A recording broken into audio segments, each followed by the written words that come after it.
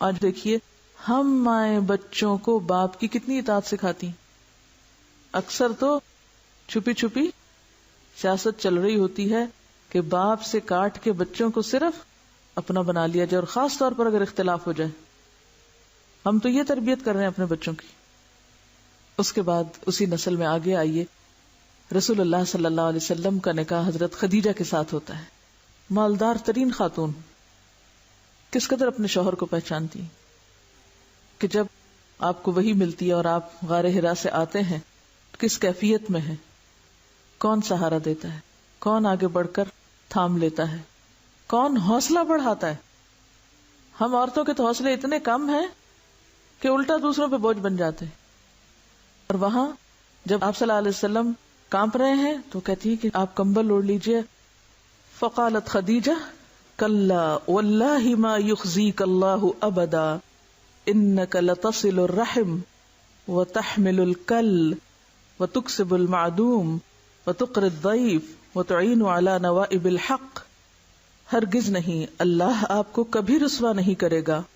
آپ رشتہ داروں کا حق ادا کرتے ہیں، لوگوں کے بوجھ اٹھاتے ہیں، مفلس کی ضرورت پوری کرتے ہیں، مہمانوں کی مہمان نوازی کرتے ہیں، اور حق کے معاملے میں لوگوں کی مدد کرتے ہیں.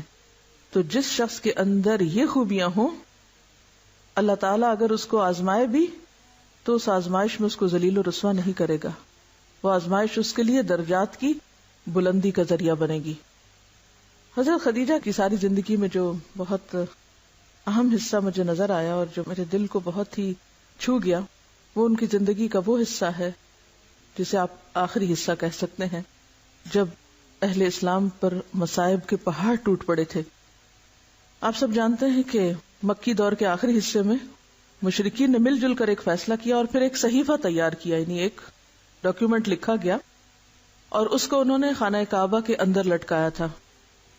اس صحیفے میں لکھا گیا تھا کہ مکہ میں کوئی شخص محمد صلی اللہ علیہ وسلم اور ان کے خاندان کے ساتھ خرید و فروخت نہیں کرے گا، لین دین ختم، ان کے ساتھ نکاح یا قرابت کا معاملہ نہیں کرے گا. یہ صحیفہ دراصل مقاطع یعنی بائیکاٹ کا صحیفہ تھا. اس کے بعد نبی صلی اللہ علیہ وسلم اور آپ کے ساتھی مجبوراً مکہ کے قریب ایک پہاڑ کی گھاٹی میں چلے گئے. مقابلہ کیوں نہیں کیا؟ آپ کسی کو بھیجتے وہ جا کے اس خانہ کعبہ سے اس کاغذ کو اتار لاتا اور ایک جنگ شروع کرتے. کیوں؟ ابھی تیاری نہیں تھی، ابھی وہ وقت نہیں تھا، ابھی اعراض کا وقت تھا. بہرحال تو مکہ کی مالدار ترین خاتون جنہوں نے اپنا سب کچھ اسلام کی تبلیغ کے لیے خرچ کر ڈالا، آخری وقت میں اس حال کو پہنچ گئی کہ اس بائیکاٹ کی وجہ سے وہ بھی آپ کے ساتھ اس گھاٹی میں چلی گئیں. یہاں کی زندگی بے حد تکلیف دہ زندگی تھی، نہ آرام، نہ کھانے پینے کا سامان، حتیٰ کہ درخت کی جڑیں اور پتیاں کھانے کی نوبت آ گئی تھی. مکہ کے بعض رحم دل افراد رات کے اندھیرے میں کچھ نہ کچھ کھانے کا سامان کبھی پہنچا ہی دیا کرتے تھے، لیکن وہ بالکل ناکافی تھا، اسے پیٹ نہیں بھر سکتا تھا. چنانچہ حضرت خدیجہ سخت بیمار ہو گئی. اب وہ سن رسیدہ بھی تھیں، یعنی بڑی عمر کی ہو گئی تھی. ان کا رنگ کالا پڑ گیا. ایک دن نہیں، 2 دن نہیں، 1 مہینہ نہیں، 2 مہینے نہیں، 1 سال نہیں، 2 سال نہیں، 3 سال تک یہ سلسلہ جاری رہا. لیکن وہ خندہ پیشانی کے ساتھ اس تکلیف کو سہتی نہیں، کوئی شکوہ نہیں کیا اور کبھی چھوڑ کے جانے کا آپ کو نہیں سوچا. یہاں تک کہ ہجرت سے 3 سال پہلے مکہ میں ان کا انتقال ہو گیا. اس سال کو آپ سب جانتے ہیں کہ عام الحزن کہا جاتا ہے. تو اس سے کیا پتہ چلتا ہے؟ آپ چاہتے تو خدیجہ کو مکہ میں ہی چھوڑ جاتے، وہ مکہ میں ہی رہ لیتی. اور پھر اس کے بعد آپ دیکھیے آج کے دور میں اگر کوئی عورت خود کماتی ہو اور شوہر نہ کماتا ہو، یا کسی عورت کا سٹیٹس شوہر کے سٹیٹس سے ماں باپ کے گھر بڑا ہو، وہ یہی مصیبت بن جاتی ہے گھر کے فساد اور اختلاف کی. سارا وقت یہی احسان جتا جتا کے اپنے عمل برباد کرتے ہیں کہ میں نے اتنا خرچ کیا، میں نے یہ دیا، میں نے یہ محنت کی، میری قربانی، میں اور میں کر کرا کے ضائع کرتے ہیں کیونکہ صبر جو نہیں. حضرت خدیجہ اتنی بڑی تاجر خاتون تھی کہ جب تجارتی قافلہ جاتا تھا تو ایک طرف سارے مکہ والوں کا سامان ہوتا تھا اور ایک طرف ان کا سامان ہوتا تھا اور وہ اس سے بڑھ کے ہوتا تھا. اتنی مالدار خاتون. آپ صلی اللہ علیہ وسلم مالی اعتبار سے اتنے ساؤنڈ نہیں تھے، لیکن ایک دن وہ خاتون کہیں کچھ بھی اپنے آپ کو ظاہر کرتی نظر نہیں آتی، بلکہ اپنا سب کچھ خرچ کر ڈالتی ہیں اسلام کی تعلیم اور تبلیغ کے کام میں. اسی لیے تو اللہ تعالیٰ کی طرف سے سلام آتا ہے حضرت خدیجہ کو. جبریل آ کے سلام دیتے ہیں اور جنت میں موتیوں کے محل کی بشارت دیتے ہیں. حضرت خدیجہ کے بعد آپ صلی اللہ علیہ وسلم نے کس سے نکاح کیا تھا؟ حضرت سودا سے کیا تھا، لیکن اس کے بعد آپ نے حضرت عائشہ سے نکاح کیا تھا جب وہ 6 سال کی عمر کی تھی، اور رخصتی ہوئی تھی ان کی جب وہ 9 سال کی عمر کی تھی. حضرت عائشہ کون تھی؟ حضرت ابوبکر صدیق کی بیٹی تھی. جس طرح اللہ تعالی نے حضرت مریم کے پاس فرشتہ بھیجا تھا اور اس نے آ کے خوشخبری دی تھی، اے مریم اللہ نے تجھ کو چن لیا، اسی طرح نبی صلی اللہ علیہ وسلم کو خواب میں دکھایا گیا تھا. جبریل علیہ السلام حضرت عائشہ کو ریشم میں لپیٹ کر آپ کے سامنے انہوں نے پیش کیا تھا. یہ اللہ کے حکم سے نکاح ہوا تھا. اس میں وہ ساری خرافات اور باتیں کہ اتنی چھوٹی لڑکی سے شادی کر لی اور پھر رخصتی ہوئی اور یہ کیا ہوا اور کیوں ہوا، اس میں حضرت عائشہ کی رضامندی بھی شامل ہے، اللہ تعالیٰ کی طرف سے حکم بھی ہے، جبریل علیہ السلام آپ کو دکھا بھی رہے ہیں، یہ سب اللہ کا فیصلہ ہے. اور 9 سال کی عمر میں وہ اتنی میچور ہیں کہ بڑی بڑی عمر رسیدہ خواتین کو پیچھے چھوڑ جاتی ہیں علم و حکمت میں. اور پھر آپ دیکھیے کہ چونکہ حضرت ابوبکر کی بیٹی، اور آپ کو معلوم حضرت ابوبکر مکہ کے ان گنے چنے چند لوگوں میں سے تھے جو پڑھے لکھے تھے، لٹریٹ پرسن تھے، انٹلیکچوئل پرسن تھے مکہ کے، اور انہی سے ان کی بیٹی نے بھی پھر آگے لکھنا پڑھنا سیکھا تھا. یہ آج کے اصطلاح میں انتہائی اعلیٰ تعلیم یافتہ گھرانہ تھا جس کی ایک بیٹی پیغمبر کے نکاح میں آ رہی ہے. عورتیں تو اور بھی بہت تھیں. حضرت عائشہ ہی سے نکاح کیوں اور اس عمر میں نکاح کیوں؟ یہ ہم سب جانتے ہیں کہ زندگی کے ابتدائی سال سیکھنے کے لیے انتہائی مفید ہوتے ہیں. کہتے ہیں نا کہ چھوٹے بچوں کا ذہن جو اسپنج کی طرح ہوتا ہے، ہر چیز جذب کرتا چلا جاتا ہے. جتنی بھی اور خواتین تھیں حضرت عائشہ رضی اللہ تعالی عنہا کے علاوہ، وہ سب پہلے سے شادی شدہ تھیں یا پھر میچور تھیں یا ان کا ایک ذہنی سانچہ بن چکا تھا. جبکہ حضرت عائشہ رضی اللہ تعالی عنہا نے دور اسلام ہی میں آنکھ کھولی، ابوبکر جیسے باپ کو پایا جو کہتے ہیں کہ ایک دن ایسا نہیں گزرتا تھا جب میں نے آپ صلی اللہ علیہ وسلم سے ملاقات نہ کی ہوں. حضرت عائشہ کہتی ہے کہ ایک دن نہیں ایسا ہوتا تھا جب آپ ہمارے گھر نہیں آتے تھے.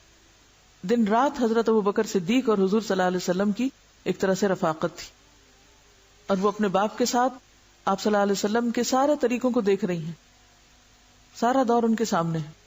پھر جب وہ نکاح کے بعد آپ کے ساتھ آتی ہیں تو دن اور رات آپ کے ساتھ ہیں. ایک طرح سے مسجد نبی کے ساتھ حجرہ ہے، سب کچھ سیکھ رہی. جب ایک ذہن ایک خاص طرح سے بن جاتا ہے پھر اس کو توڑ کے ڈی کنڈیشننگ اس کی کر کے پھر اس کو کچھ سکھانا مشکل ہوتا ہے.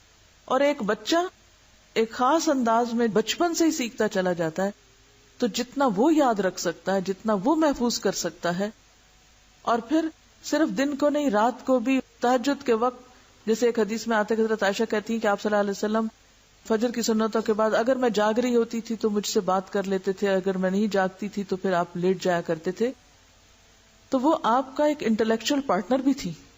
کتنی بے شمار حدیثیں ہیں جس میں حضرت عائشہ رضی اللہ تعالیٰ عنہ سوال کر رہی ہیں، کوسچنز کر رہی ہیں، اور پھر لوگ حیران ہوتے تھے کہ آپ کے پاس اتنا علم کہاں سے آیا. وہ سب کچھ انہوں نے کچھ اپنے والد سے سیکھا تھا اور کچھ آپ صلی اللہ علیہ وسلم سے اور کچھ ان لوگوں سے جو آپ کے پاس آیا کرتے تھے، مختلف طرح کے وفد وغیرہ. اس سارے علم کے ساتھ اگر یوں کہا جائے کہ علم نبوت کی اصل وارث حضرت عائشہ بنی تو یہ مبالغہ نہ ہوگا. مرد حضرات کو بھی آپ سے سیکھنے کا موقع ملا، لیکن اتنے مواقع نہیں ملے جتنے حضرت عائشہ رضی اللہ تعالی عنہا کو ملے، جو دن رات آپ سے سیکھتی تھی. چونکہ بالکل حجرہ ساتھ تھا مسجد کے، اگر آپ میں سے کبھی کسی نے دیکھا ہو مسجد نبی کو موجودہ دور میں بھی تو آپ نے دیکھا ہوگا کہ ممبر اور آپ کے کمرے میں کتنا فرق تھا. لہٰذا آپ جب باہر لوگوں سے ملاقات کر رہے ہوتے تھے، کچھ سکھا رہے ہوتے تھے تو وہ اندر سیکھ رہی ہوتی تھی سب کچھ، اور انتہائی ذہین تھی، لکھنا بھی جانتی تھی، پڑھنا بھی جانتی تھی. اسی لیے آپ کے بعد تقریباً 48 سال تک، گویا نصف صدی تک، عورتوں اور مردوں کو سکھانے کا کام حضرت عائشہ رضی اللہ تعالی عنہا نے کیا. اس پر میں ایک دو کوٹیشنز آپ کو ریفرنس کے ساتھ بتاؤں گی. ابن عبد البر کا حضرت عائشہ کے بارے میں ایک قول ہے کہ حضرت عائشہ 3 علوم میں یکتائے زمانہ تھی، کوئی ان کے برابر نہیں تھا. علم الفقہ، علم الطب اور علم الشعر. فقہ ہوتا ہے دین کی سمجھ، وہ خاص یعنی فروعات کا علم نہیں، یہاں دین کی سمجھ کا معنی. طب اور شعر. لوگوں کو حضرت عائشہ کی واقفیت شعر و ادب سے کہیں زیادہ ان کی طبی معلومات پہ حیرت ہوتی تھی. ابن ابی ملیکہ نے آپ سے کہا کہ آپ کی شاعری پر ہمیں تعجب نہیں ہوتا، آپ کی شاعری پہ ہمیں تعجب نہیں ہوتا کیونکہ آپ حضرت ابو بکر کی بیٹی ہیں، اور یہ ان کا ادبی ذوق تھا تو وہ آپ نے ان سے لیا جن کی فصاحت و بلاغت مانی ہوئی تھی. لیکن طب آپ نے کہاں سے سیکھ لی؟ اتنی طبی چیزیں آپ کو کہاں سے معلوم ہے؟ جواب دیا کہ حضور صلی اللہ علیہ وسلم کو جب کوئی تکلیف لاحق ہوتی تو باہر سے حاضر ہونے والے وفود اس کا علاج بتاتے تو میں اس کو یاد کر لیتی تھی. آپ کی حساب دانی کا یہ حال تھا کہ اکابر صحابہ آپ سے میراث کے مسائل دریافت کرتے تھے. بہترین میتھمیٹیشین بھی تھی. حضرت ابو موسیٰ اشعری نام سنا ہوا؟ صحابی ہے نا، یہ بہت فقیہ اور عالم صحابی ہیں. حضرت عائشہ کے علم و فضل کے متعلق اپنا اور اپنے جیسے دوسرے ساتھیوں کا تجربہ بیان کرتے ہیں. لکھتے ہیں، ہم اصحاب رسول کو جب کبھی کسی حدیث کے معاملے میں کوئی مشکل پیش آئی اور ہم نے اس سلسلے میں حضرت عائشہ سے دریافت کیا تو دیکھا کہ ان کو اس کے متعلق علم ضرور ہے. یعنی جہاں ہمیں مشکل پیش آتی صحابہ کرام کو، اور یہ ابو موسیٰ اشعری تو خود ایک عالم ہے، وہ کہتے جب ہمیں مشکل پیش آتی تو ہم حضرت عائشہ کے پاس چلے جاتے اور وہاں سے ہمیں جواب مل جاتا.